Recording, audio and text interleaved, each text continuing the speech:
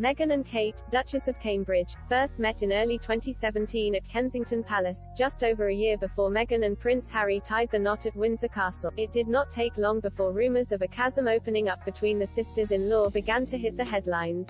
However, Graham Smith, CEO of anti-monarchy campaign group Republic, claimed that the Sussexes' dramatic departure from the firm was not solely down to the sister-in-law rift, but to the monarchy's inability to adapt.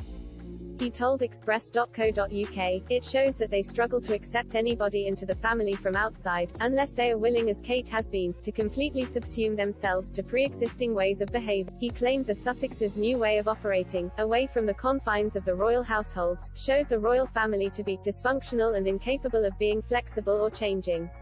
Meghan and Harry stepped back from official duties in March 2020, relocating to Meghan's home state of California in the U.S. They are now not permitted to use their former HRH titles, but do retain their titles of Duke and Duchess of Sussex.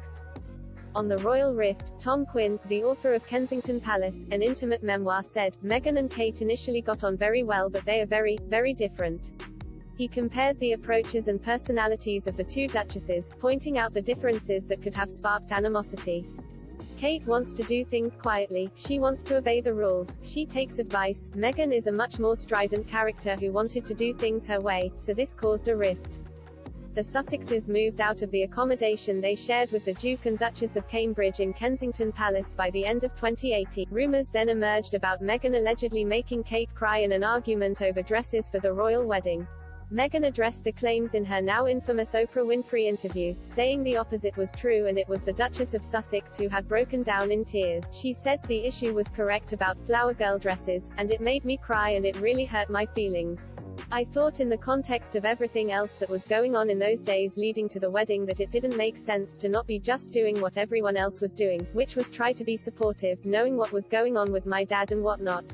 She added that she didn't think it's fair to dig into the details of the spat, but that she maintained her opinion of Kate as a good person. In the interview, Harry claimed that Prince William and Charles were trapped within the system, and Meghan described how she struggled so much with her new life within the firm that she didn't want to be alive anymore. Mr. Smith said, "A lot of what Meghan and Harry said in that interview last year rang true for an awful lot of people." He added that it made the monarchy look shabby, inflexible and secretive and incapable of living by the standards of 2022. Last year, royal expert Emily Andrews suggested that Meghan had hoped to be welcomed with open arms by her sister-in-law, who would sympathize and understand the process of slotting in among senior royals. Speaking during Channel 5's documentary, Meghan at 40, Ms. Andrew claimed, "Here were two women, both outsiders, marrying into the royal family, living on the same complex at Kensington Palace, of course, they'd be besties." She continued on to say that this was likely Meghan's expectation, to have a confidant who knew the challenges she was facing and offer advice to power through the difficulties.